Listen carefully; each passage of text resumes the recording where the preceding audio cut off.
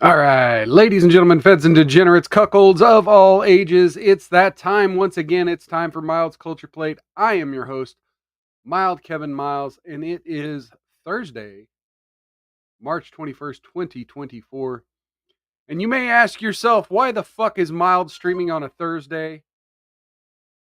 Why the fuck am I streaming on a Thursday? Well, I had a little bit of free time today. That quickly got filled. I intended to stream way the fuck earlier. But my actual free time that I had planned to do this had actually got taken up by doing other shit.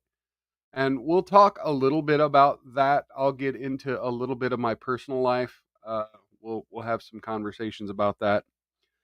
Because this is kind of a cry for help type of stream.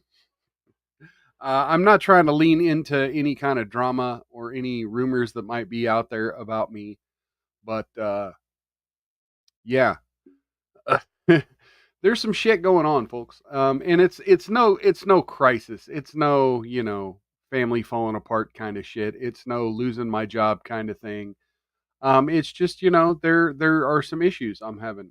So we'll get into that in a few minutes. But first, I just want to say I'm not drinking the whiskey tonight because of the same issues. But if you want to come in the chat and say hi, I will display your messages on screen. We will get that going, and I will definitely interact with the chat as needed. Folks, I kind of had an issue. After my stream last night, I went upstairs and I got on social media while I was eating dinner. And I realized that I haven't had a whole lot of sleep lately. In fact, I think there are some serious medical issues going on with me. Okay. I'm not actually talking into the mic. There we go. Let's try actually talking into the mic and moving my mouse over. Okay. Yeah, I think there might be some medical issues happening. Some pretty serious medical issues that are semi-related to the other medical issues that I've talked about before on this channel that kind of triggered the urgency for me to lose all that weight that that we that I lost 80 pounds since September. And yeah, it's rough. It's definitely rough. So yeah, my brain hasn't actually been working correctly due to the lack of sleep. So I would like to apologize if the quality of my streams has been really shit. I've been seeing sleep specialists and other doctors, breathing specialists, etc. And I really think last night's stream, I literally lost track about half the topics that I had planned to talk about. And the other half, I realized I was saying every other sentence. And for that, I apologize. You all deserve more quality entertainment. And I'm definitely trying my best to stay on top of my health, to stay on top of the quality of this show. Looks like we got 5 viewers out there. And there we go with the ums again. So say hello if you're out there. because like I said, I'm really kind of nervous here. I When I decided to do this stream, it was after I had gotten maybe 3 hours of sleep last night.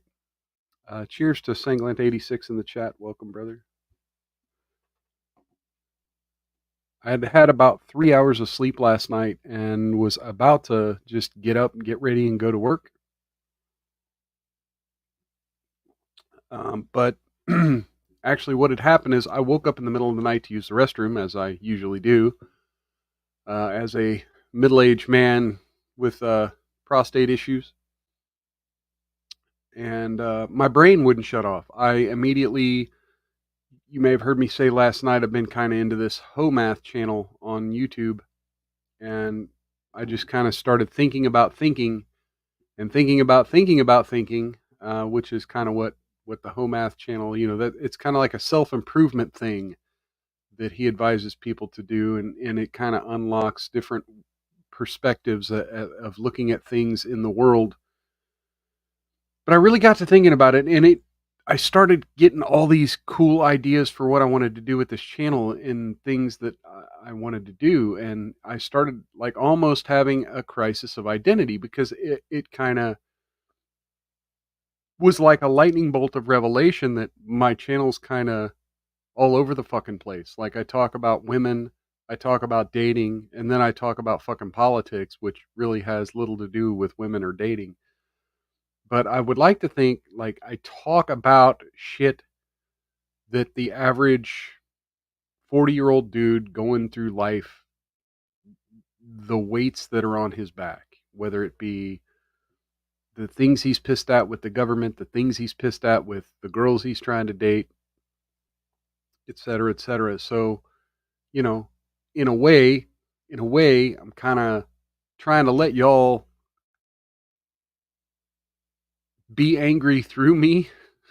And I realize that it comes off as kind of bitter, and I don't count the blessings in my own life often enough. I am a very blessed person. I have an individual who loves me very much. I have friends. I have a good job with good benefits, and people there who truly care about me. And I own my own home. But I have the average middle class challenges. I come on here and I shit on people who are bitching about fast food prices, but let me tell you, I haven't had to worry about the fast food prices, because for one, I definitely budget my own time and money to where I can feed myself and don't have to go through fast food restaurants all the damn time. But I do realize that a lot of my content kind of comes off as bitter. And I'm hoping to be a little more entertaining than bitter. I'm hoping that my rants come across more as sadistic, come across more as, the chuckling asshole, and not necessarily the rah, rah, rah, rah kind of dude. And I realize that I've kind of been wafting back and forth between them two camps over the last several months. And for that, I apologize, because I do believe a lot of it has to do with a complete lack of sleep in this medical condition that I have, where I'm pretty sure that even now, being on a CPAP machine, I'm not breathing while I'm sleeping. So bear with me, because I do have some plans for the channel, and I'm probably going to be making more use of YouTube Shorts and TikToks. I'm having a little issue because there's a learning curve to trimming down these long form videos. From what I understand, there are AI services. LARPing as Ray-ups is fine too. Yeah. There's a learning curve to editing down this long form content to something more digestible on a TikTok, and there are AI services you can pay to do that kind of thing for you. It's just, I'm not guaranteed that there's going to be a revenue stream bouncing back from that. I'm hesitant to take that step. in certain ways, but I'm exploring options. I'm exploring all the options. I'm not going to be making a lot of changes to the content itself, but I may be doing more of those Patriot Philosopher streams like I did last week, where again I get this thing hanging out in the back of my brain. It starts nagging at me, and I start just compiling little talking points and kind of manufacturing it into an outline. I might be doing more of those PowerPoint presentations to kind of describe it. And again, part of this is yeah, I do kind of envy a little bit the quality of that Homath channel. And he's not even showing his face on camera. He's doing these charts. And I actually bought one of his charts as a poster. See, he does these damn charts where he kind of explains these talking points in very visual ways. And I realize that's something my channel's been lacking is organization. But there's also the time factor. I come home from work about 2.5 hours before my stream.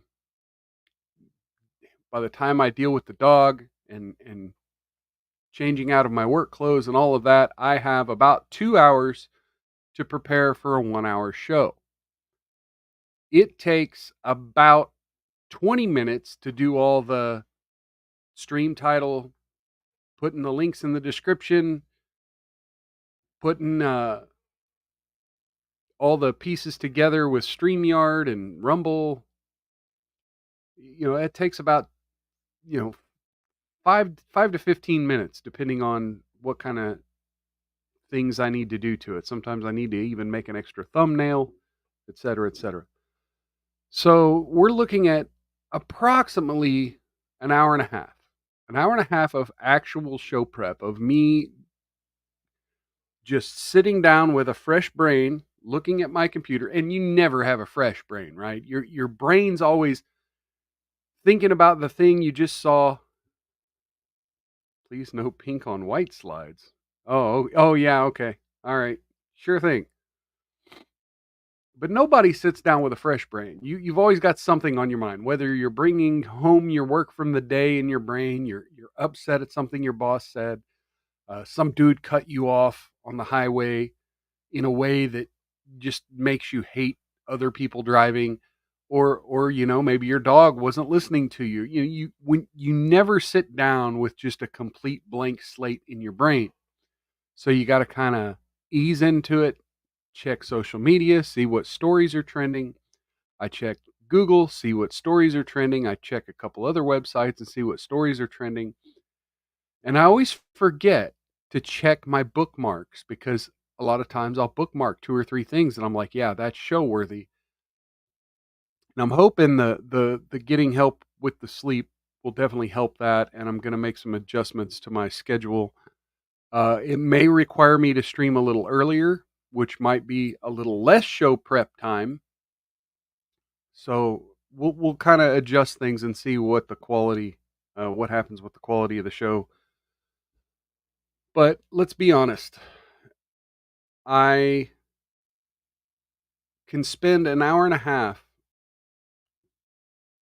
getting essentially 45 minutes worth of content, because the last 15 minutes of most of my shows on Saturdays, it's going to be the love don't judge, love does admonish segment. And on Wednesdays, it's usually the gender crazy of the week. And that stuff's easy to find. All I got to do is go to Libs of TikTok and keep scrolling until I see someone screaming into the camera. I mean, in a pinch, if I have more time, I'll check a few other channels on YouTube. I'll type the word gender and see what people are talking about. I'll kind of dig more into it. But that's kind of the way the bread's made, right? Got a notification. Okay. I got a I got a response that's going a little viral here. But anyway, so that's a little bit of an update on what's going on with me. What the hell was that? Is my fucking Discord on? Oh no. And I'm getting a phone call and everything else at the same time. Okay. Wow, we're just professional here at Mild's Culture Plate. We got everything going on but the actual show.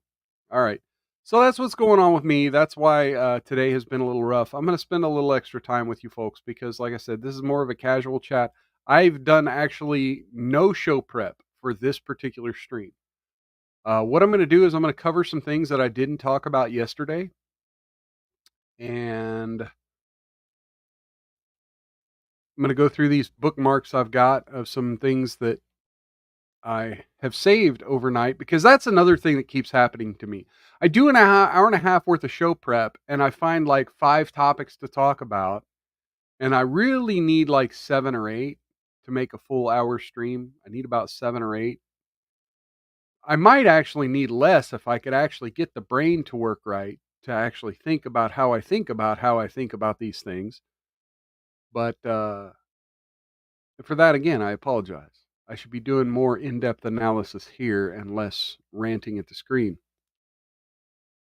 But so I find all these news stories and I really want to talk about them. And obviously, one of the things that I think makes my show special, with the exception of yesterday, is usually there's 2 or 3 topics that everyone else on the internet is making their main fucking story.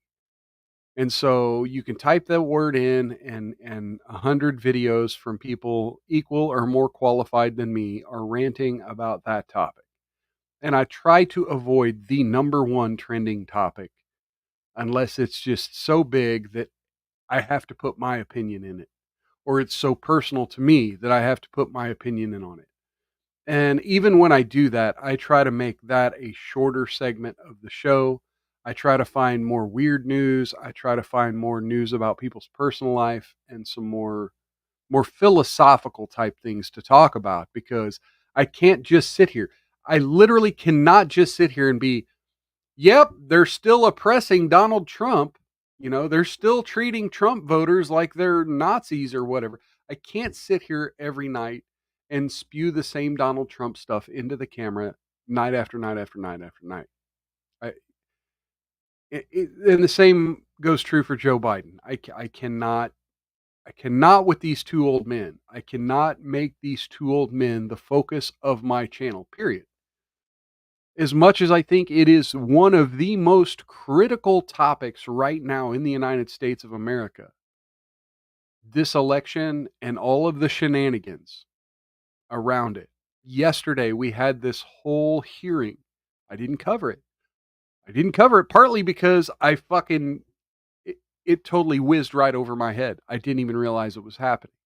I did not cover this hearing yesterday where Bob Alinsky speaking out, AOC's making a damn fool of herself,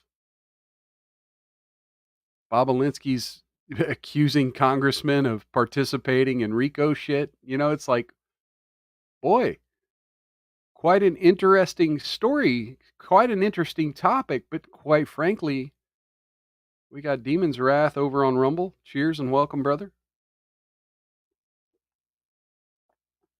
Quite frankly, if it involves Trump or Biden or Hunter Biden, I tend to scroll past the shit because so much of it clogs all of my social media feeds that I'm looking for that viral moment. And so, and again, I'm not chasing virality, right? I don't care if this channel ever gets monetized. I don't do this for the virality. I do this for the conversation and the thinking about the thinking, as I was talking about earlier.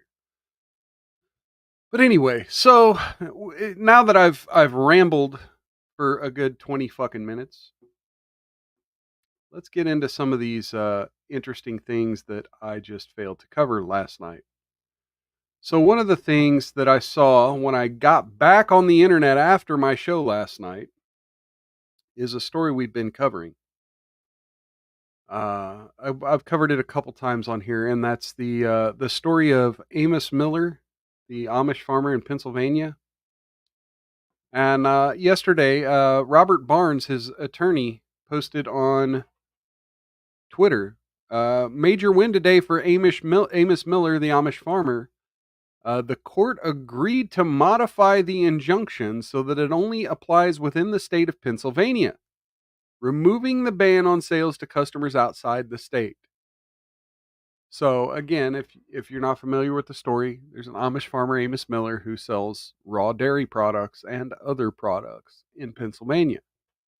And well, of course, the government's coming after him, claiming his products are unsafe. They've raided his farm, destroyed a lot of his product, and essentially has made it to where he can't do business. And the court has finally agreed to let him do some business as long as it's not inside the state of Pennsylvania. So again, thank you to Robert Barnes. Thank you to Representative Thomas Massey, Robert Kennedy Jr., and anyone else who's been following this story and giving Amos Miller their support.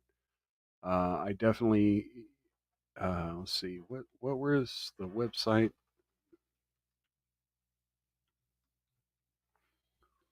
We got this website here. Let me go ahead and bring this up. This is Amos Miller Organic Farm, his website. So if you're interested in any of his products or supporting him, there is a legal donation link on the website. If you're interested in the topic of food freedom, please consider looking into the Amos Miller story. So that's one story we missed yesterday due to my foggy brain. Another thing that happened yesterday, and I wanted to cover this, but initially I looked at the story and there wasn't but some shit went down. Some shit went down while I was streaming, and that is the University of Memphis last night hosted Kyle Rittenhouse. Kyle Rittenhouse gave a speech at a Turning Point USA event, and a lot of shit went down there. So at first, people were able to order tickets to the speech through the Turning Point USA website, and I guess there was some shady organization of grassroots activities where some far leftists were trying to reserve all of the free tickets with, and leave the auditorium empty and barren. That didn't work because eventually an email was sent out to everyone who received a ticket and said that those tickets would no longer be valid and they would be only issuing tickets to people who registered with the University of Memphis. And so you kind of had to actually register on the University of Memphis website, from what I understand, to get the new ticket. And that way they could determine who's actually using the ticket. So we had all these shenanigans going on, and that all happened before my stream, and I'm like, yeah, this is a story, but it's really a non-story. Well, then it happened. Then the event happened during my live stream yesterday. And let me go ahead and bring this up. So here's a video.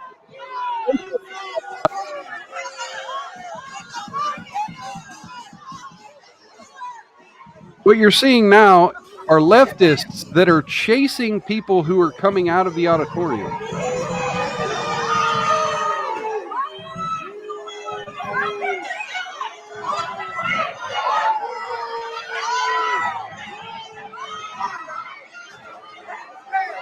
And eventually, Turning Point staff and Kyle Rittenhouse himself had to be escorted and had to have their vehicle escorted off the property by police because they were being blocked in by these violent protesters.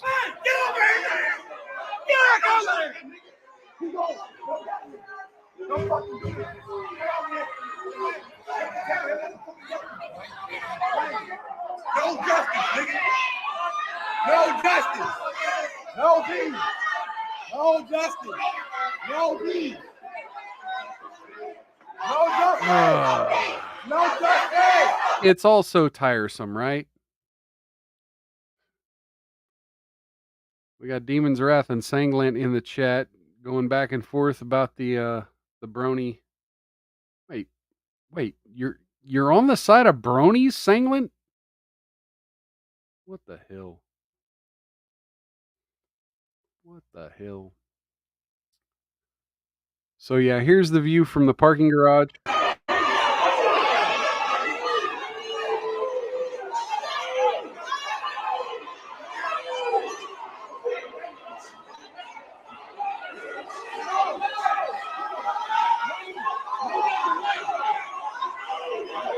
See, you got Kyle Rittenhouse in the truck, and they've got a police line having to push everyone back. They're spitting on the truck. You see all this right here? Oh, you can't see my mouse. You see right there all that white on the door? There's obviously there's the keypad. Yeah, Sangling 86 water cannon. Hell yeah. Look at the way look at that. Look at that individual. Let's go back and see that again. Did you see the way that chick was dressed? What the I mean, come on. Why do you go to a protest dressed like it's a strip club?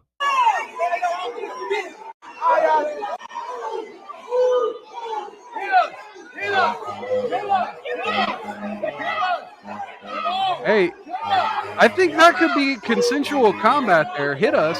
Yeah, that's consensual.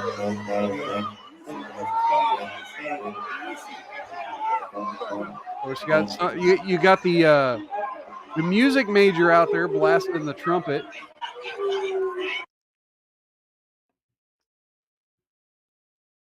So yeah, that's what Kyle Rittenhouse had to put up with last night. Just try to speak. Just to try to speak to people. Just to exercise his First Amendment. All right. As I said, I've been getting more and more into the dating content. And like I said, let me be clear. I have someone in my life who I love very much. But, I am not the settle down type. I'm settled down, but, I still occasionally like to go out and meet people. That doesn't mean I'm going out looking for love or looking for sex, but I do occasionally enjoy dating, so to speak. I don't advise polyamory for anyone else. Got apocryphal world records in the chat. Cheers and welcome. Not drinking the whiskey tonight. But I do. I am really interested in dating theories and what makes a good partner, what makes a bad partner, and having had a lot of experience in my life with long term relationships, the ideas behind engagement in short and medium term relationships and what people are looking for in relationships fascinates me. And so I ran across this 4-minute video yesterday after the show, and I thought this would be an interesting conversation to have because on the one hand, like she's right. And I kind of responded to a reply to this on Twitter. So if you're following me on Twitter, you may already know what video this is, but I really got to thinking about this, and she's not wrong. She's just selfish and biased. And so let's listen to this woman who clearly she's right, but let's think about this here. Biggest reason that women stop having sex with their husbands, and I know what's coming in the comment section, and I don't care because I have to spit the truth. And yes, I do know what I'm talking about. I know, Stuart, you're going to comment and say, well, maybe it's this, this, and this, and you're going to get kind of mad about what I have to say. But here's the deal. I have a doctorate in social psychology. I've spent my entire adult life studying romantic relationships, the science of romantic relationships, both studying the science as well as publishing in the science. Yes. And so I am very well versed in this topic, not to mention I that are I've very seen smart. thousands of clients and heard from thousands of women about why they won't have sex with their husbands. So okay, there you go. That's your problem. That's your problem. Okay, so here's the thing. And this is going to sound like I fucking hate women, and I don't, but I'll be quite honest. Women lie to themselves. And so when they're talking to a professional, I was listening to this whole debate between Homath that he had with that Anyway, so he's got this famous debate that he was in, and it was back and forth. It was insane, and he wasn't really being very assertive, and it kind of feels like he lost the debate when he clearly could have spun it. I don't think he lost though. I think he ultimately kind of came back, but he just let the guy ramble on and talk over him and talk over him, and it's like, no, you could be destroying this guy right now. Anyway, during that whole situation, it was kind of understood that, at least by anyone who's listening, that his opponent, I forget the guy's name, I should bring it up on screen. But he was arguing that women who cheat, there's this whole argument that women cheat more, and then he's like, no, the statistics show otherwise. And so Homath was saying, well, yeah, but women lie about that. And then he's like, well, yeah, but it also shows that women admit to being home wreckers. So why would you admit to being a home wrecker but not admit to being a cheater? And it's like, no, that's two different things. There's shame involved. And you may think there's shame involved at being a home wrecker, but no, you're actually winning a competition against another woman, not, you're not losing a competition against your own morals as you would be if you were a cheater, if you were a whore. And so the two don't correlate. The two do not correlate. And he's like, well, no, but it's the men. If women are home wreckers, and that means the men's cheating. Well, okay. But again, this is self-reporting. This is what people are being honest about. The guys aren't going. Look, it took me a long time to be brave enough to say, I got a Marine's wife pregnant. It took me a long time to say that because I was so ashamed. I was lied to. I was gaslit. And this idea that I got another man's wife pregnant, I carried a lot of shame. For men, it's different. It's not about winning a contest. It's not about some status game with another man. But anyway, all that to say, women fucking lie. Women will lie to themselves to help with the guilt. Women will lie to themselves to make themselves feel better. And women will lie to themselves about the reasons they do things. And so again, yeah, you talk to thousands of women, sure. We all talk to women and we all kind of have an understanding of the way things go. And I don't doubt that a lot of women are genuinely feeling this way. So let's see the way these women are feeling. We haven't even got to the good part yet. Joe, if you know better, for sure put it in the comments, but I think I have some credibility. And if this is a problem in your relationship, you might want to humble yourself and take a seat and hear what I have to say. The primary reason why women stop having sex with their husbands is because they don't feel emotionally safe. And the reason that they don't feel emotionally safe is because their attachment needs are not being met inside of their relationship. Okay. There's a lot to unpack there. Their emotional needs. Look, women have a lot of emotional needs, and it's men's duty to kind of deconstruct the ways in which his partner is talking to him and determine what her needs are based on the context clues. Because you can't just say, hey, honey, what's wrong? And she'll tell you, you know, a whole pile of spaghetti. She'll tell you about everything that went wrong with her day. She'll tell you that she just needs a foot rub. She'll tell you everything except, hey, I really need to feel some closeness with you right now. I'm going through a rough time. You know, again, as much as women say men need to be in touch with their emotions and tell us their feelings more, women will tell you everything about their feelings and not actually tell you what they are feeling. And if they do, then it's a coin flip on whether or not they want you to do anything about it. So let's keep watching. Attachment needs are our deepest needs inside of a romantic relationship. And if those things are not fulfilled, we will not feel emotionally safe. And especially for women, when there is a lack of emotional safety, they start feeling very unsafe. giving their bodies to their partner, and they start to feel extremely unattracted to their partner. Like they simply can't get physically turned on by their partners anymore. So if you're not familiar with my content, you might. Okay, but again, 90% of all problems in relationships have to do with communication. And look, I'm not letting the guys off the hook on this one. She's right. At some point, if you're not getting laid, if you're not experiencing intimacy with your partner, then you need to really take a look at your relationship and be like, okay, there's something missing. What's missing? Do I need to buy her some flowers? Do I, do I need to give her a foot rub? Do I need to listen to her shitty story about her coworkers? Do I need to pay more attention to something here? Am I failing to do my part? Have I missed so much sleep that my brain's not working right? Yes, Sangling 86. Yeah, do I need to beat it out of you? Yeah, just a joke. Yeah.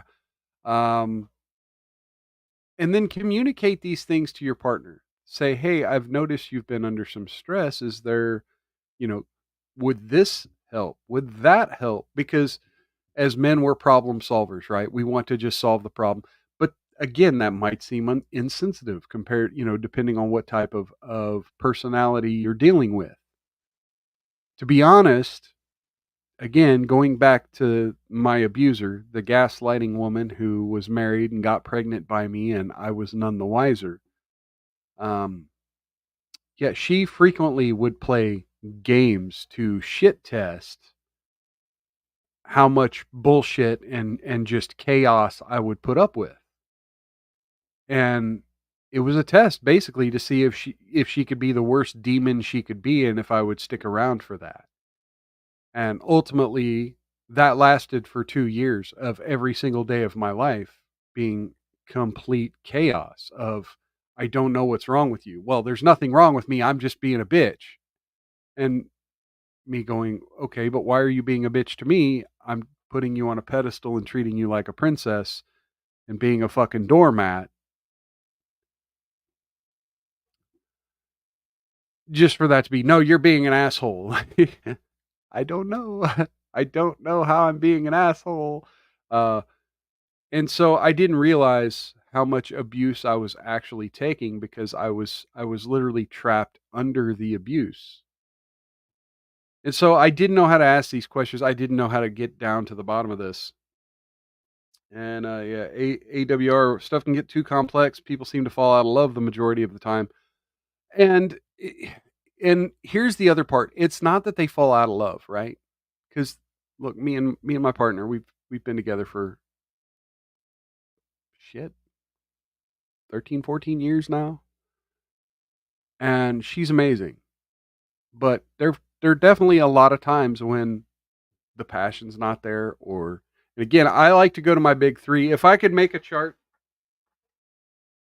like Homath, that would be my chart about the now he actually has one that's got like 6 types of love, but I think there's 3 big ones that you look for in someone you want to marry, and I think it's you want the passionate love maker, you want the chemistry. 3 types of chemistry, right? You want the passionate love, you want the fire, you want the God, I just want to see her naked when I get home. You want that, right? But you also want kind of the buddy who will go see superhero movies with you and have similar interests and will share your hobbies and will at least feign excitement in your comic books or whatever you got going on, right? Like, but at the same time, we'll leave you the fuck alone if you have to work on a car, or if you have, or if you're reading a book, or you kind of want that balance, but you want somebody who at least shares some kind of interest with you and is not so obsessed with getting her nails done and her hair done that she has no time for you, that you have nothing in common. Like you can't even watch the same TV show because you hate everything she likes and she hates everything you like. And the only time you come together is to fuck. Like you don't want that. You need some kind of a friendly relationship with them. So you need that, and then lastly, you need the future. You need the life goals. You need I want kids, you want kids, right? I want to get married, you want to get married eventually. You want my family has this religious background. It could be different things for different people, but whatever it is, whatever's at the end of your 10-year plan, you want that to at least be compatible with the other person. So those are the three things: the life goals, the passion, and the friendliness. And ultimately, I'm of the belief that is nearly impossible to find someone who matches with you at a 10 in all three of those. And so sometimes, yeah, as complex as this stuff can get, if you're feeling a little neglected in one of those areas, like she's saying here, it can really affect the other areas. Apocryphal World Record says need dedication and commitment, and that will be tested. And yeah, I think that's part of the problem with this upcoming generation of folks is anyone younger than 40, they see these things, and again, they've got TikTok brain, right? They're so distracted. And, as Homath would say, women have this little device in their pocket that will give them access to 15 other men who are showing them the attention that you're not showing them. And they think that that could be love. And so the dedication, commitment, both men and women are ready to just run and try something new instead of realizing that this person may be as compatible as I could get and compatible enough to love, and they spark all the right things. It's just they may not spark them at level 10. Anyway, might be asking, how do I know what their attachment needs are? Well, there's a lot of information about attachment out there. and You she's could not dig going to through my tell. Yeah, videos and you can go probably go very go easily click her figure other out the attachment videos. style of your partner. We're not going to Attachment science actually has been talk around about the since problem. 1958. It's been studied empirically in thousands of Go empirical give me studies. more Go to engagement. PubMed. The studies are out there, okay? Or you can work with me and I'm happy to assess the attachment of your partner. And here's what you need to know. The different attachment styles have very, very different needs. So knowing the attachment style of your partner is really the keys to the kingdom and getting all your needs met inside of the relationship as well. So the anxious preoccupied, their biggest need is love, affection, and reassurance. So Okay. they need lots of reassurance every single day that you love them, that the relationship is stable, and that you I are in got some fact opinions on this. appreciative of them. And they really have all the love languages. They just want lots of Well, we reassurance got of to hear your the other two love. first. Okay.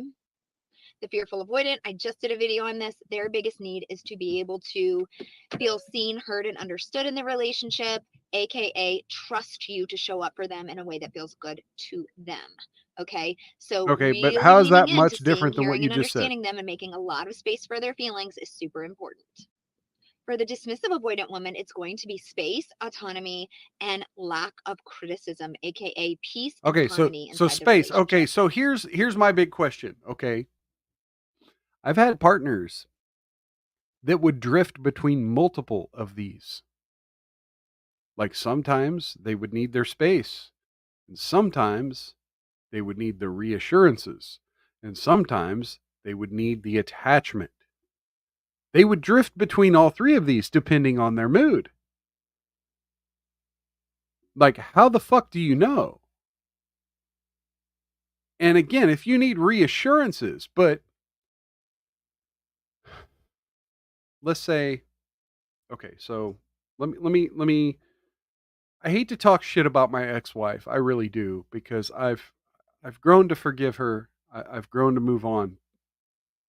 But my daughter's mom, the psycho I was talking about earlier, yeah, fuck her. But my actual ex-wife, who I met after her, I hate to talk shit about her, but we had this issue where we didn't have much of a social life. We weren't going out, we weren't socializing, we had no hobbies, and I kind of had to just say fuck you and go out and make friends on my own and go out and live the nightlife, so to speak, on my own because she never wanted to go out. And I realized at some point that this was due to some insecurities she had about herself. She was very shy. in some ways, very shy in some ways, very extroverted in others. But she gave me this whole, well, I work with the public at my job, and that takes a lot of mental energy out of me, and then I don't want to deal with people when I get off of work. Well, okay, but it, once in a while, once in a blue moon, once a fucking year wouldn't kill you.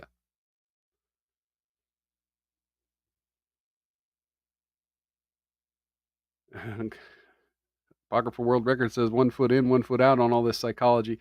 Yeah, I'm trying not to get too deep and too heady about the psychological aspects, because that's one of the things that, yes, while I'm kind of doing more dating content lately, I don't want to get into full math territory where I'm talking about, well, this philosopher says this, and we're doing these different designs and charts, and but I think it is important to understand the differences between men and women, especially as we're being told by our media that there's no difference and you could be a woman if you wanted to. So some of these are kind of important to understand because, again, we have this interesting situation where Hollywood is trying to convince us. And by the way, one news story I haven't really covered, one kind of viral thing that's been going on that I have not covered on this show, is the whole Sweet Baby Inc. And part of it is because I didn't think I understood it, but I actually had all the pieces to the puzzle. I'd already seen them. I just didn't. Like, I saw these people putting out like 2-hour live streams about it and shit. And I'm like, how the hell do you get 2 hours worth of content out of this? What's essentially something everyone already knows, that there's these companies that are using ESG and diversity to cram it down our throats. And anyway, but it is what it is. Gamergate 2.0, fun times. Anyway, where was I going with that? Shit. See, this is the problem with not getting enough sleep. You lose your fucking train of thought. Da, da, da, da. I think what I was getting at was, yeah, when I do dating content, I want it to be about individuals finding each other and understanding the fundamentals of how humans relate to each other when we have these differences. Sanglan86 says, if you want the other side of psychology, I would suggest Paul Elam, aka A Voice for Men, on YouTube. Yeah, Paul Elam is pretty good. He really talks about some of the crisis young men are facing today. Anyway, let's go back to listen to the rest of what this lady has to say.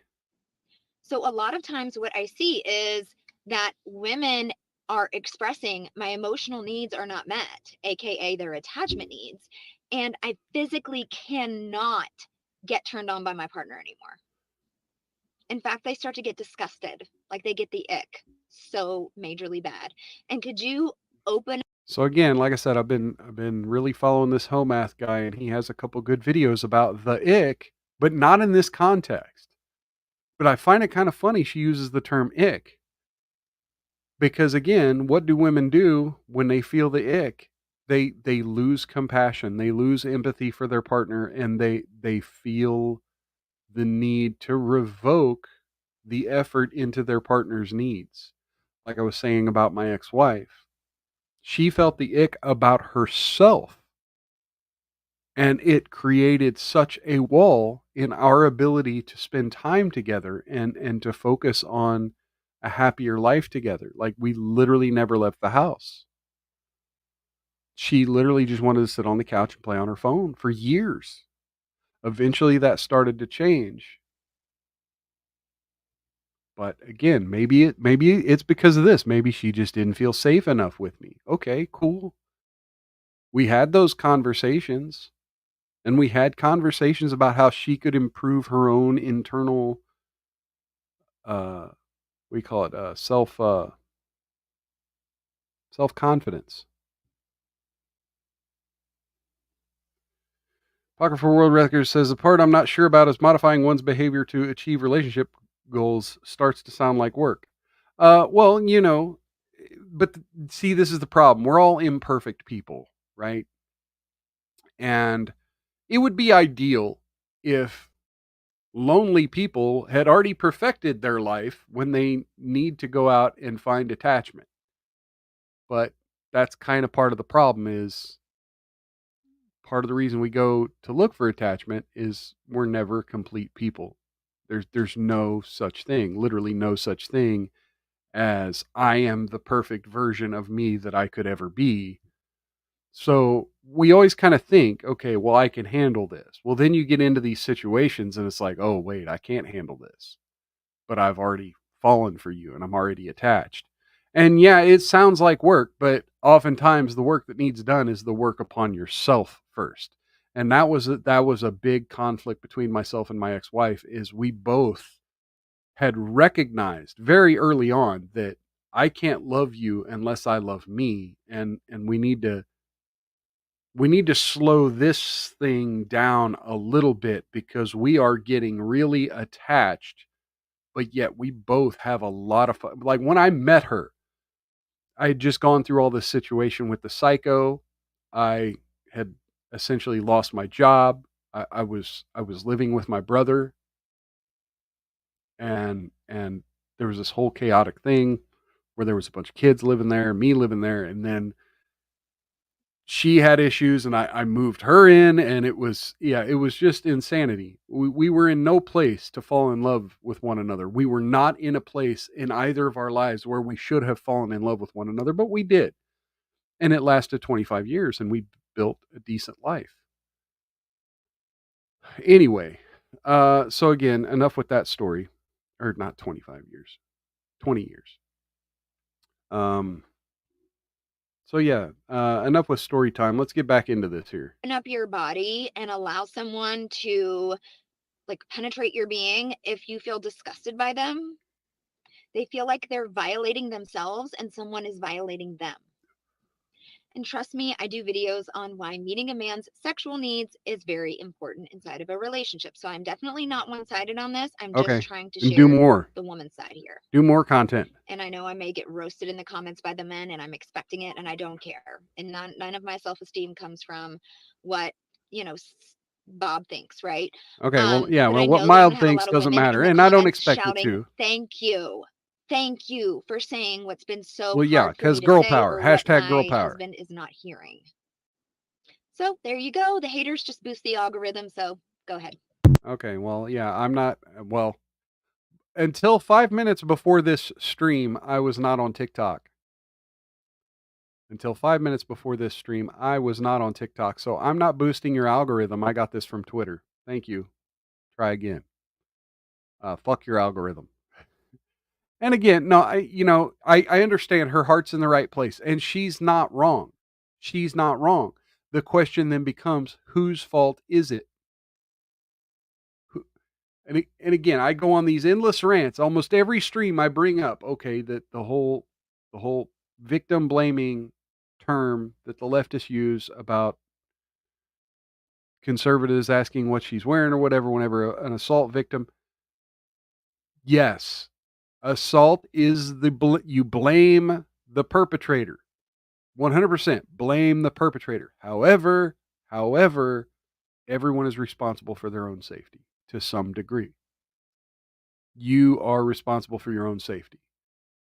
Now, does that mean you should feel safe 100% of the time? No. Does that mean if someone assaults you, it's somehow your fault or you failed or you made a mistake? No.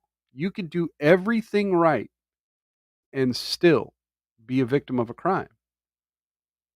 But your safety, your security, those things, the things that allow people to take advantage of you, like the husbands of the wives that woman was talking about in that video. If you feel so unsafe that you can't let your husband touch your body, you have some responsibility to make yourself more safe and secure, to step up and do the positive thing, to do the active thing, to activate your own abilities, to empower yourself. It's not always his responsibility. Anyway, okay, so there's that. There was some things I forgot to put in the gender crazy of the week yesterday, and we're not going to spend a whole lot of time on these, but I'm going to go ahead and bring one up here. There's this, and there's no sound. It's just this individual crying and ripping out their hair and my boyfriend of 3 years started cheating on me after I told him I'm non-binary. Yeah, because he wanted to date a woman. He wanted to have sex with a woman. And whatever non-binary is sexually is not his sexuality. Not his sexuality. One other thing that was on the that I failed on the gender crazy of the week was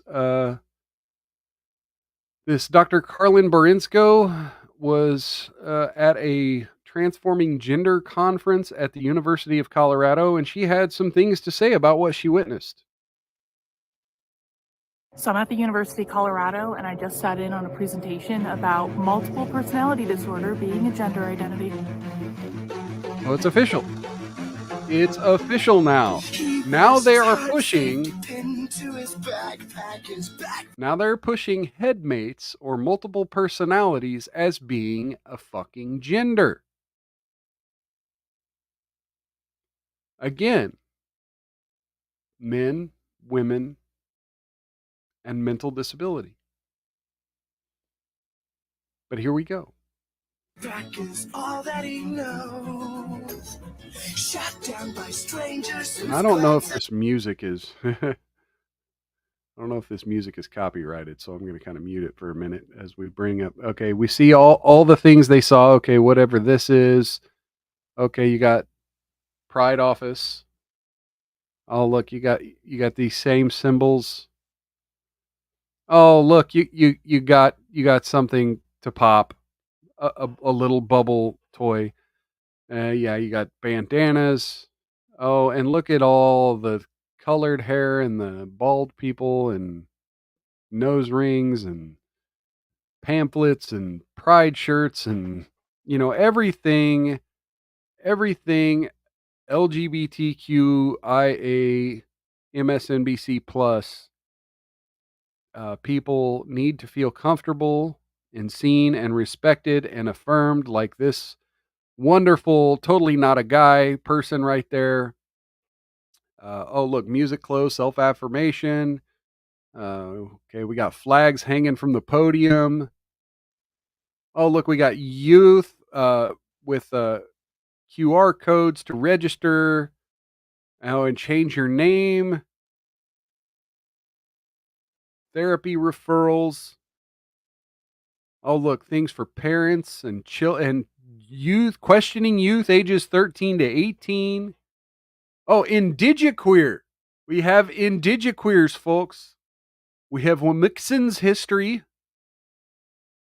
What is this, lube? Oh, look, gender neutral bathroom with a handicap. Decolonial queer ancestral futurism. Oh, look, white spaces. Oh, now race is a gender. Trans plus plural activism. So this is the gender, dissociative identities disorder and gender dysphoria. Oh, systems are dangerous. Trans women are dangerous. Okay, so these are the bigots, right?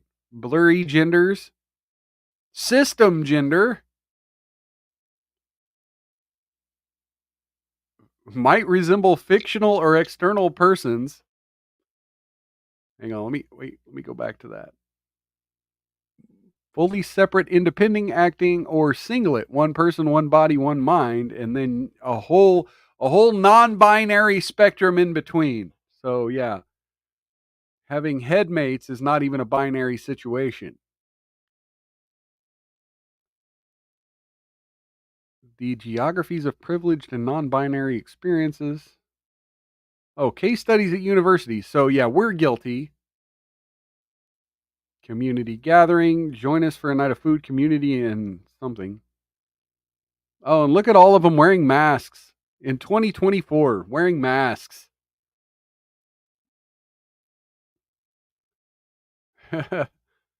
Fun times indeed. Side of the head shave. Totally not a guy right there. Wow. They brought cookies. Okay, so yeah, carlin.substack.com. So yeah, big cheers to at Dr. Carlin. That's KARLYNB. DRKARLYNB on X. She does have some definitely someone to follow for the gender crazy that happens in our society. Well, folks, I didn't really have much of a plan. We are now a little over the hour mark, but I tend to try to make these specials a bit longer. And, one of the things I want to keep doing is keep talking about the dating content. And while I'm definitely not going to transform the channel radically into just responding to fucking TikToks, I thought it would be fun every once in a blue moon to just watch a couple TikToks just to see what happens when you type in dating on TikTok and see what pops up. So let's just do that for, yeah.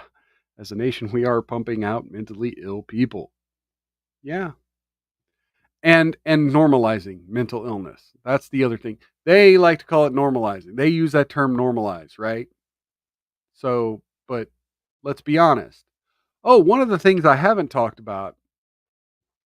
Hang on, let me bring this up. This is something I just responded to a little bit ago on Twitter. Before we get into the TikToking. Let me go to my own page here for a minute. So we got this for more leftist fun. We got this that happened in Boston. He asked Governor Healy if she can prevent this type of incident from happening again. Unfortunately, we have security and systems in place. We have vetting in place. It is unfortunate that from time to time things will happen. But he asked Governor Healy. Okay, so we got things will happen. From time to time, things will happen. We're talking about a child rape. We are talking about an illegal immigrant violently raping a child. And again, I'm probably not supposed to be using that term on YouTube. But, oh shit, that's not what I meant to do. But yeah, I got that off of the End Wokeness. And so I kind of replied with my own meme here. Leftist when a white college kid misreads dating signals and goes too far. And then over here, leftist when a migrant violently rapes a child. Because, yeah, things will happen. Things will happen. So, yeah, we did have that happen. And I did have to briefly bring that up. And I guess, yeah, they're trying to ram through a spending package through Congress right now. Less than 24 hours to read over 1,000-page bill. After, of course, Speaker Mike Johnson said that there'd be at least 72 hours for the Republicans to be able to read the bills.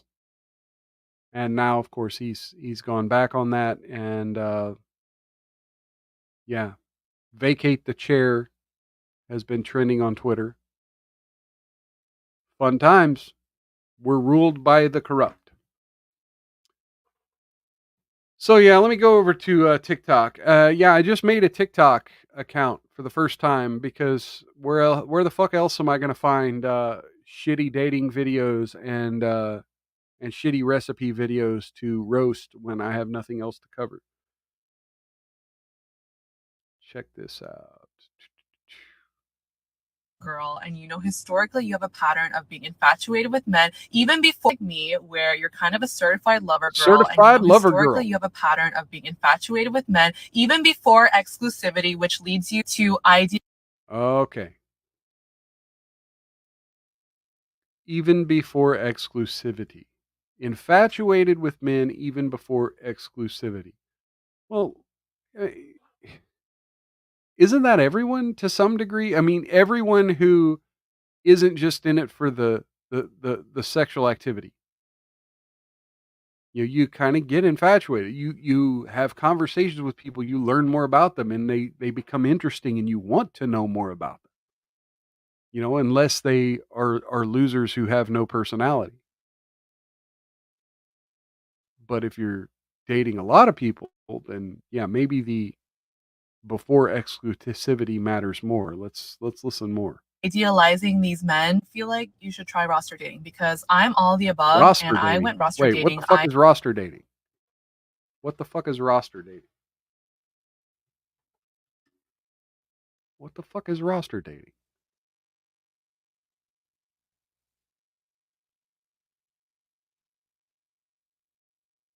It involves multiple people you're attracted to. This is just fucking polyamory. This is just fucking polyamory. What the fuck? Do we need 50 terms for the same fucking thing? Okay. I dated about 6 guys in 8 to 10 days. At first, I did it 6 for the guys in hot. 8 to I did 10 it days. for the trend of roster dating. Like, I'm hot. I deserve. Okay, so wait a minute. Let me back up. Okay, maybe it's not polyamory. Polyamory is dating with the point of trying to keep multiple partners. I think this roster dating is just a fucking date as many people at once, and then like a fucking dating TV show, fucking vote them off the island one by one till you're left with one, right? To go on many dates. Then I learned something very special about myself. I went on dates with many different kind of guys. Like, I met someone who Uh-oh. had amazing boyfriend qualities. Was such a gentleman, opened the doors, planned dates, The nice texted guy. me consistently. Also met. So this is what I mean when I talk about the three qualities to find a good partner. Okay, so you have those needs.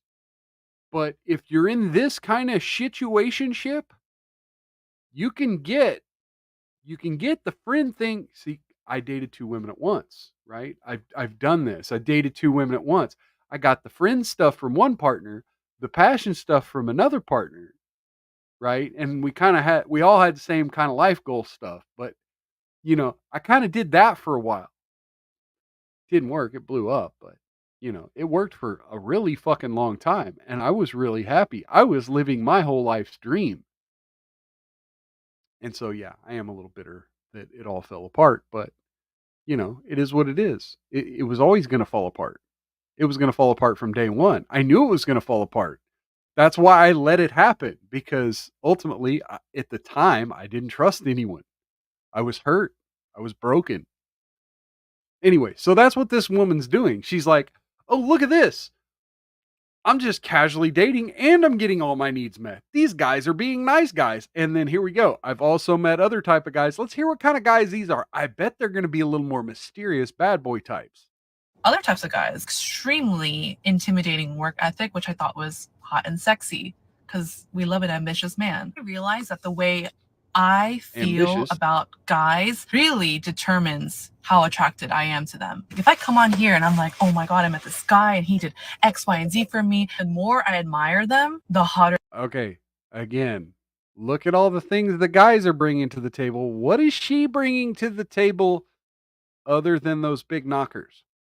They get to me. The reason why this happens is because I'm so used to dating one person at a time. Like, I only have my eyes on them. So obviously everything they do, I'm like, wow, look at you. Like, it was never about how they treat me. It was always like, how am I perceiving you and how is the world around me going to perceive you, which is going to be a reflection of me. Girl, false. Because you know what I learned? While roster dating, I realized that I'm very capable of picking out these little things in men that I admire about them. 6 people I dated. You can ask me what I liked about them, and I can probably give you an answer because these guys weren't terrible. They had great...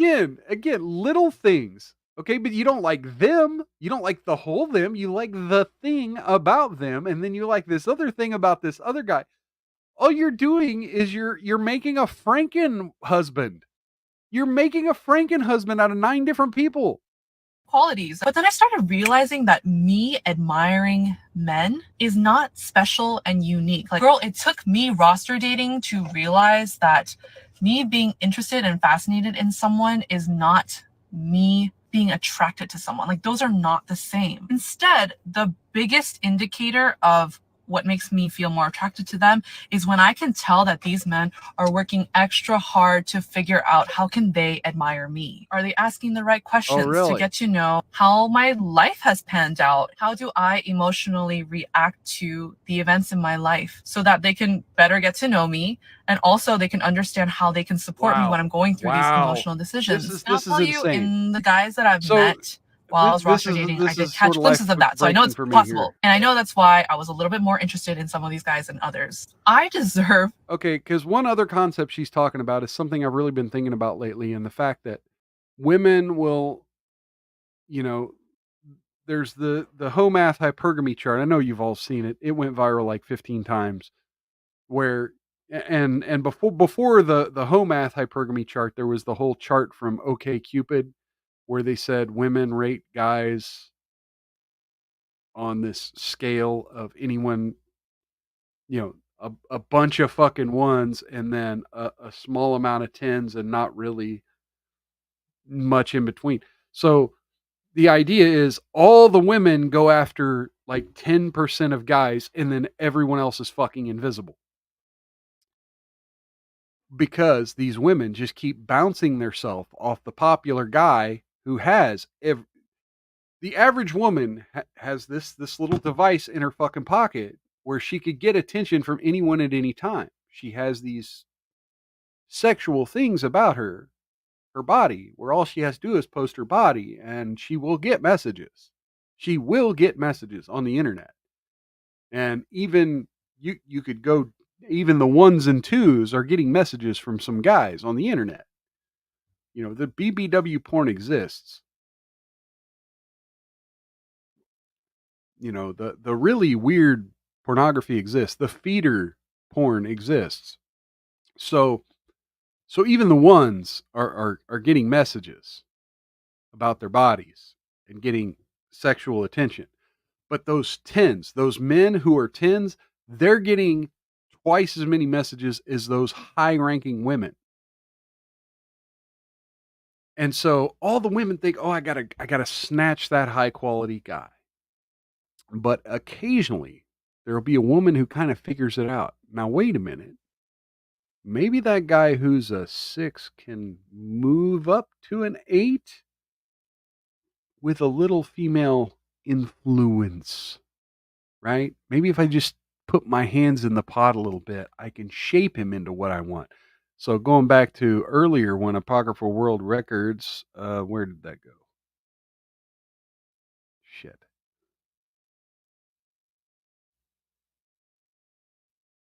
Where did it go? I'm going trying to find it back in the chat. Oh yeah, here we go. Yeah.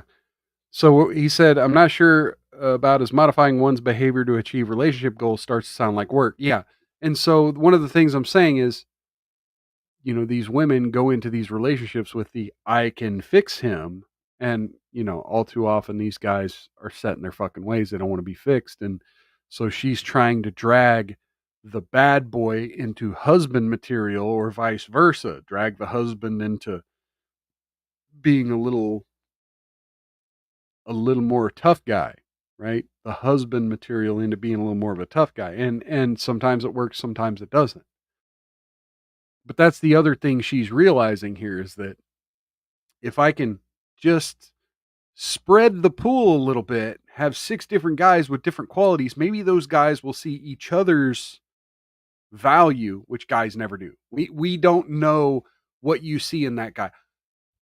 Hell, look, you could tell me all day that Ryan Gosling is the hottest fucking guy on earth. And to me, he looks like just another guy. I get that he's more attractive than me. I just don't see what women see in guys. I'm blind to it. I don't know what makes a hot guy hot. I never will. You could explain it to me all day. I will never fucking get it. I try to get it a little bit because I try to do it to myself to some degree, but I will never know what makes Ryan Gosling hot. Never get it. I will never ever get it. You know, I did get it when he starred in that movie. Was that Crazy Love or something with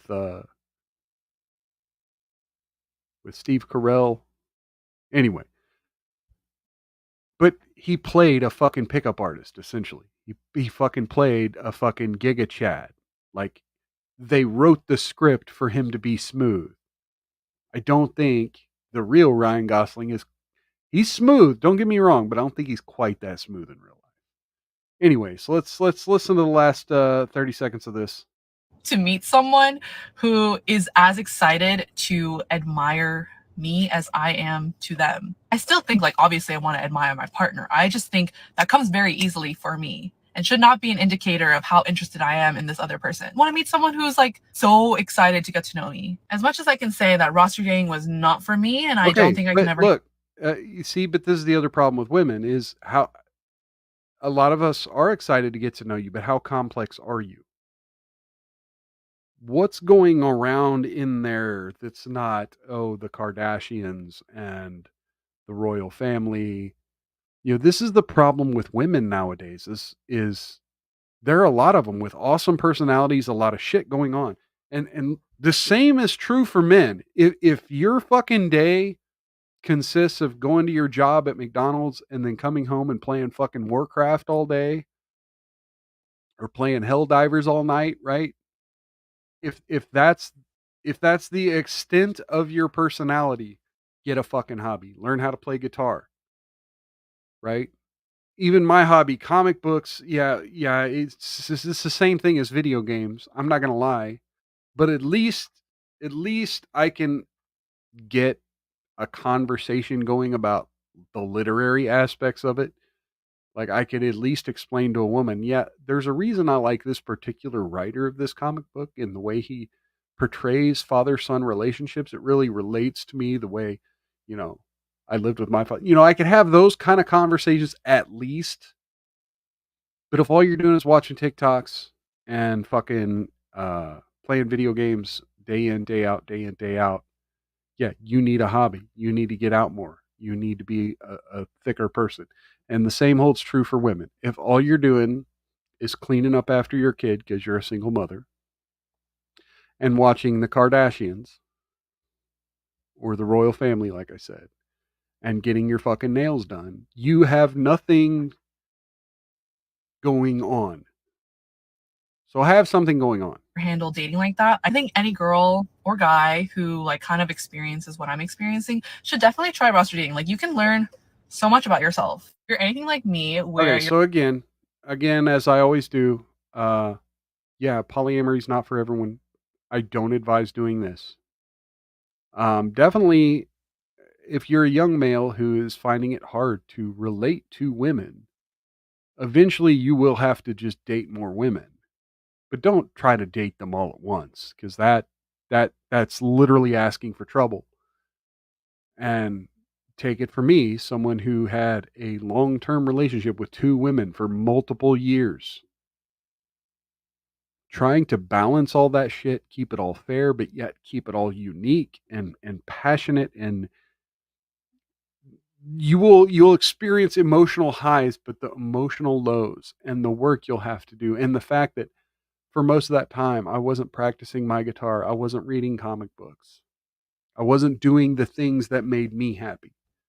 Why? Because, oh my God, what was making me happy at the time was giving me those emotional highs.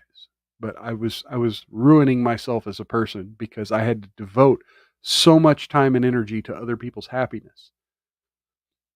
Sometimes, hey, if you got a personality type that works, that you're able to function at those high multitasking levels, sometimes that's what some people need, but I don't advise it for most people. Okay. I just want to 5 things a woman shouldn't have to do when married, dating, or in a relationship. Okay. Number 1, pump her own gas. Bro, no. That shit ain't gonna work. It's 2024. It's fucking 2024. Now, here's what I will say. I think there's only been 1 or 2 times when my partner has gotten out of the car to pump the gas since we've been together, and I think one of those was right after I had just had surgery. So, um, uh, Single 86 says, just watch Big Love. He just let the wives handle it all. Yeah, I have some thoughts about that. And maybe I should do a whole stream on polyamory, polygamy, having multiple partners, and where I think they get it right and where I think they get it wrong. Because, yeah, I was really in love with the first 3 seasons of that show. I thought it was amazing. I thought it was like the ideal. And then I did kind of start to see those personality tropes, and they are tropes. Let me make that fucking perfectly clear. They're tropes. That show was meant to get people to look at it and say, these people are weird, these people are crazy, and these people are ultimately unhappy, and we should never do this.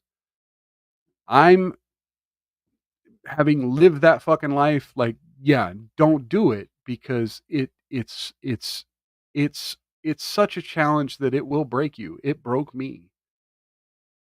But at the same time, I mean, I can't say it wasn't worth it. I literally had 2 very complete, very fulfilling relationships. One of those relationships ended, and I was sad about it, and it ended in a dramatic fashion, but at the end of the day, that person found peace, I found peace, and I don't think either of us regret the time we spent together. So, ultimately, I don't view it as a failure. It was just it was a lot of work without as much payoff as I had hoped. I'd hoped I was building that fucking dream.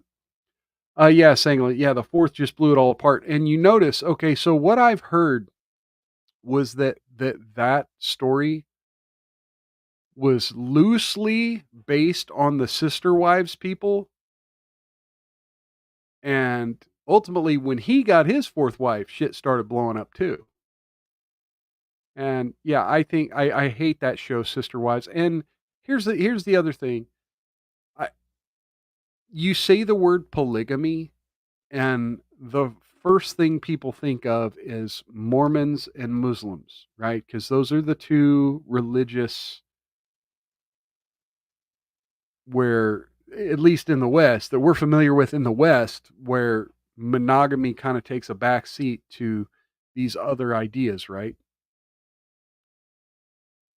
Man, yeah, I really need to just do a whole stream about this. Anyway, but this guy pumping their own gas. No, women, you fought for equality, and yeah, be the nice guy. Be the nice guy, and be willing to do things for the ladies. Carry her groceries, pump her gas, but should never have to do it. I've given this whole speech before. I did like half a show on the lawnmower test. And I don't know how far back it is or which show it is, but it's way back in the history of this channel. I did this whole show on the lawnmower test. And one of the things you kind of have to ask yourself, if she's the right one, right? When you start dating a woman, say, if she's the right one, ask yourself, could this woman mow the lawn? Could she mow the lawn? Or is she afraid of breaking a nail? I'm not saying she should ever mow the lawn. Like, really, if you're the you lock down your shit, mow the lawn, pump the gas, carry the groceries. But if something happened and you had abdominal surgery and you're not supposed to be on your feet for a month, and that grass is growing and you got the city knocking on your door, could she mow the grass? Could she mow the grass if you gave her instructions on how to start it? Could she get out there and lock her own shit down? Because it's her yard too. And if you pass away, she's going to have to take care of that shit, or she's going to have to spend a lot of your life insurance money hiring people to do little shit like that when she doesn't have to. you want a woman to have some level of the ability to conceptualize these masculine concepts of taking care of their fucking vehicle and taking care of their home. Now, I'm not saying they should be fucking up on a ladder, uh, hammering a gutter to the roof, but a lawnmower, literally, you pull a cord and then you squeeze a bar and push. It's not rocket surgery, and it's not going to fucking jump up and bite her like a snake. She can handle it. If you and your girlfriend stop at a gas station and she gets out the car to pump her own gas and you sitting in the passenger seat looking like a whole goofy, you a sucker. Number 2, taking out her own garbage. If you spend the night at your girl house and you wake up in the morning and you notice the garbage is full, take the initiative. Wait a minute. You're not even living together? No. I'll help her with the garbage if I'm there on trash day. But I'm not just going to wake up in some chick's bed and just be like, hey, I'm going to carry this shit to the curb for you, girl. And she's like, but wait, my trash day is Wednesday.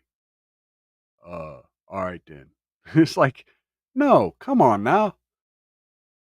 Take the garbage out and send her a text and say, baby, I took the garbage out for you. I hope. Like, who took the fucking trash out before I spent the night? Like, just cause she took her panties off, like, that's not the cost of fucking me being a moving man. You have a good rest of your day. And that's just going to make her a whole day. She's going to be thinking about you the whole day. Or if you live with your woman in the house, your wife should not be wheeling garbage cans to the street. Now that I agree with. If you're fucking married, just do it. Number 3, worrying about maintenance on her vehicle. Now, it depends on how much driving she's doing. If she's not doing that much driving and she brings something. Okay, but wait. What if she was supposed to get an oil change 3 times and didn't, and now she's got a fucking blown head gasket? Am I supposed to take the fucking engine apart, or is she gonna fucking use some of her fucking nail and hair salon money to go to the mechanic? To your attention, get it rectified right away. But if you know she travels for work or she do any kind of ride sharing or something like that, or she just have to go to multiple locations for work, you should be doing weekly inspections on that car every week to make sure the fluids and everything. I gotta is check the well. fluids. Okay. Number 4, opening car door. Well, look, I don't mind checking the fluids, and I don't even mind doing an oil change. But like, you can get an oil change for like $30 and get it done in an hour. I shouldn't have to wheel it to my house or fucking into the garage, jack it up. It takes me like an hour to do an oil or an hour and a half to do an oil change. Same amount of time it'd take her to take it to Walmart. When a woman is with me, I'm gonna open up her car door, Open grab up her her hand, car door. especially if she Oh, got she heels shouldn't on open and it's doors. nasty outside In it's wintertime. 2024, You don't women want your shouldn't date open slipping doors. and falling, and she sprained her knee or whatever because she fell because she had heels on, and that's just gonna ruin the whole day. It's gonna ruin the whole. Okay. Now, what he just said, there's a point to that. If she's wearing heels and a dress, yeah, open her door. Open her fucking door. But it's 2024, man. These hoes are wearing fucking leggings, yoga pants, showing their ass, and tennis shoes. If she's dressing like an elegant lady, a classic lady for you, yes, open the door. If it's date night and you're pulling up to the restaurant, go ahead and pull into that valet parking, open up her door for you, and then tell the valet, hey man, I got the car. I was just letting her out. You know, do that. Do whatever you got to do. If she's dressed like that, but come on, 90% of the women in relationships or married, they're not doing the whole classy, elegant wife bit. Whole night, then you have to potentially go in a hospital and getting something treated because you didn't want to open her car door. Okay, but what if I fall? Leaving a restaurant or whatever, you want to open up the car door, make sure she get in so she's nice. Okay, now wait a minute. I want to tear apart what he just said just for a moment. Like, I'm not saying what about men. I'm not necessarily trying to do that. But okay, so if I pull up in front of the restaurant and I get out of the driver's side to walk around the car to open her door and let her out, just like I just said, you should do that. But he's like, he's so worried about her safety. Meanwhile, you just stepped out of your car. If it's a busy road and you pulled over to the side of the road, now you're getting out in traffic just to walk around and open her door. So his whole excuse of you might have a visit to the hospital. Well, I don't want to have to go to the hospital because I don't want to ruin her night and her date night and her night out to the restaurant because I was so chivalrous that I had to get out of my fucking car and somebody just rammed me into my own car door and I got ran over by a damn car. Anyway, moral of the story is look, watch for traffic before you hop out into traffic. And safe and secure and close the door behind her so she's in safe.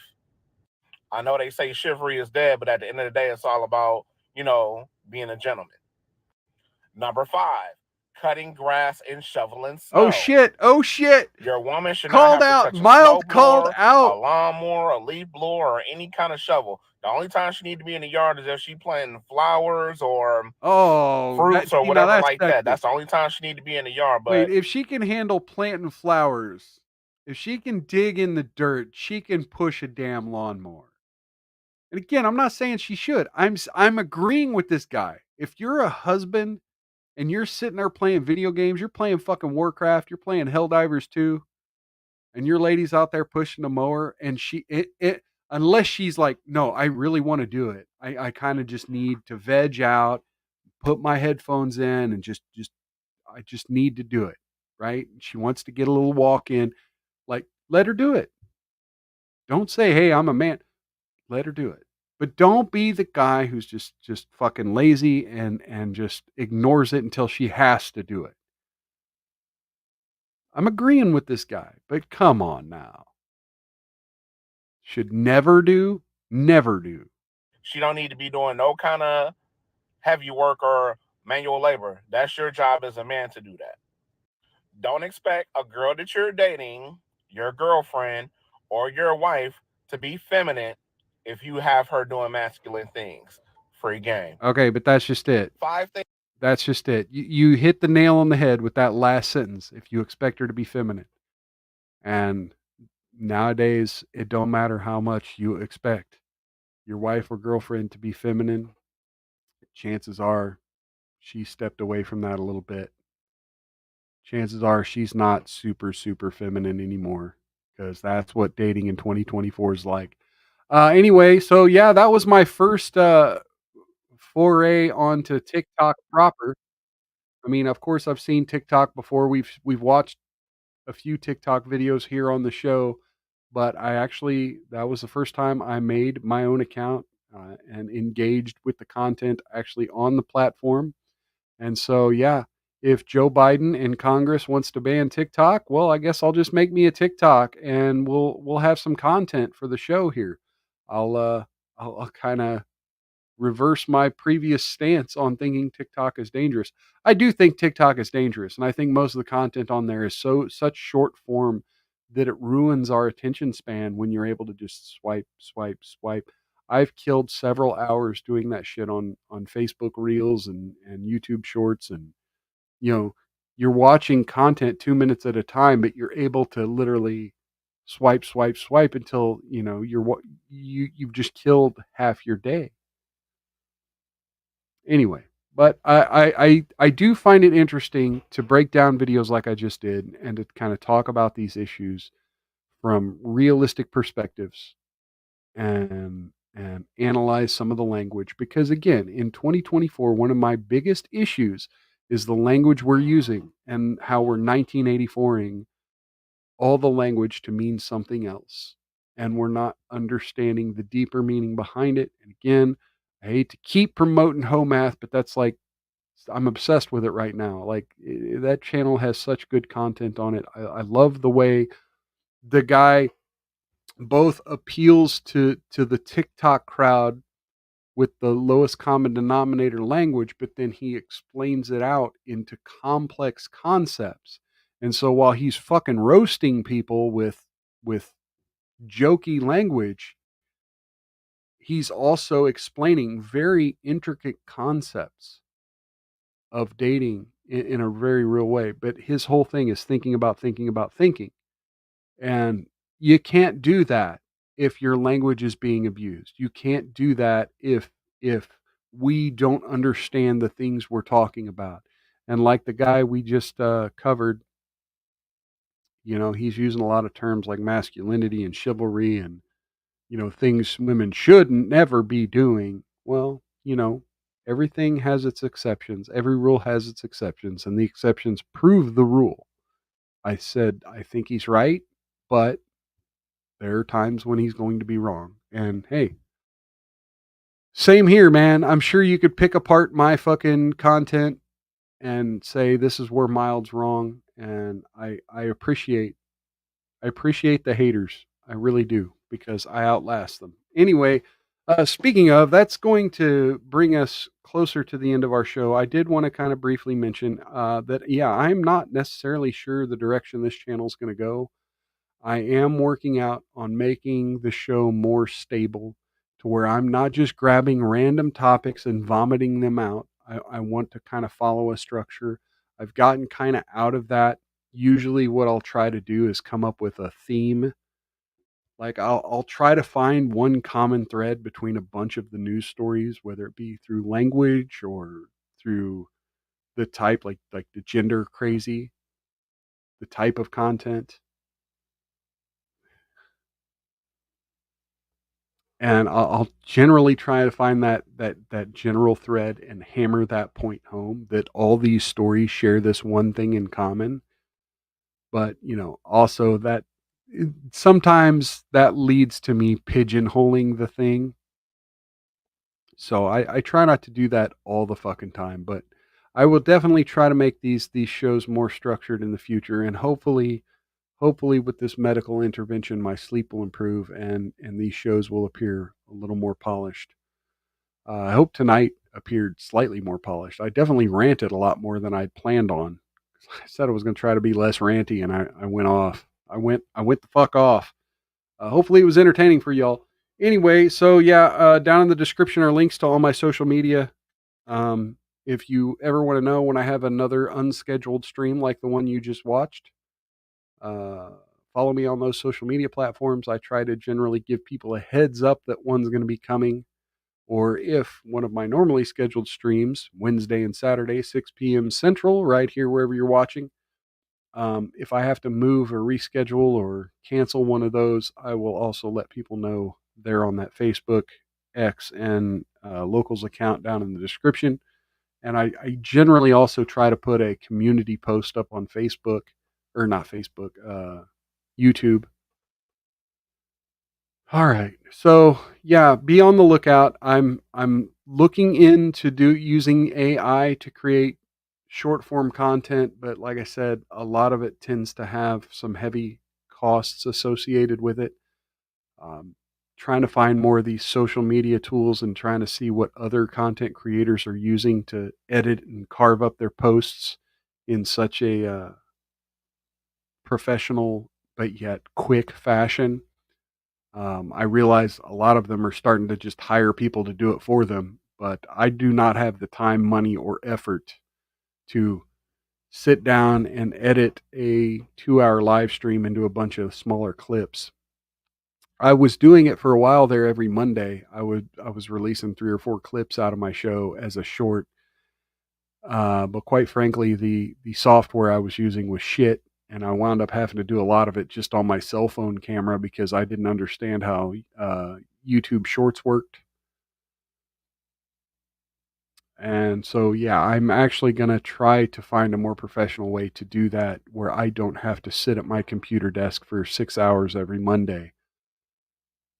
But keep an eye out for that. Keep an eye out for some more relationship content, some more life advice. Uh, I'm not telling you to take any life advice from me, but it is good to explore the ways in which humans work with one another.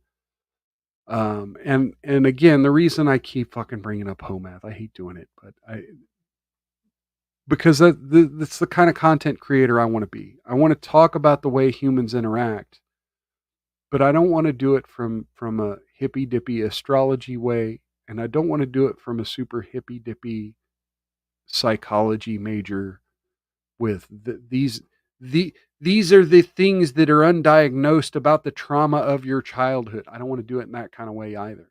I want to talk to average dudes and ladies about the things you're missing from your relationship, why you're missing them, and how we can all improve ourselves just a little bit so that these corrupt politicians and media and bankers who think they got us by the balls, who think that they know the projection our life is going to go because they're going to do the inflation, they're going to do the brainwashing, they're going to do all that.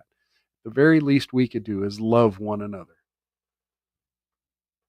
And that may sound fucking cliche as fuck, but it's true. We need to find more love for one another. Healthy, empathetic, compassionate, and passionate love for one another. All right, now having said that, please take just a moment, click that thumbs up button below. All the things you could do to help out in the algorithm. If you're new here, I would ask you to click the follow button, whichever, follow or subscribe, whatever platform you're on. Please follow me. Don't click any of the paid stuff. I don't want your money yet. We'll get into monetization. I'll eventually feel like I do a good enough job where I'm going to start asking you for money. But right now, no. This show's a train wreck, and I appreciate the fact that so many of you. There were, I think we had a high of 10 live viewers according to StreamYard at one point in time. I don't know if that's counting Rumble. I'm assuming it is. So, I mean, y'all spent over an hour and a half with me on a Thursday night when you didn't even know I was going to be streaming. So I'm ultimately very grateful that you all are willing to listen to me for that long. Just rant about bullshit, rant about my life, and rant about crazy people on the internet. So, to me, the ability to reach people and have conversations with people and diagnose the problems with our society is enough payment that I don't need your money. So, yeah, please follow me. And if you're new, if you're new here, please go watch a second video. Because when you watch a second video, you're telling the platforms, "Hey, I liked the content I just watched enough to dig deeper," and that really helps in the algorithms as well. So yeah, like, share, subscribe, hit the bell for notifications if you're on YouTube, and you'll be notified when I go live next time. And until next time, which should be Saturday, 6 p.m. Central. Going to try to make it a good show Saturday. I'm going to spend a little more time doing show prep. Till then, take care of yourselves. Take care of one another. Outlast the haters. Don't get any on you. And if you do, rub that shit in real good. Catch you next time on Miles Culture Plate, everybody. Good night.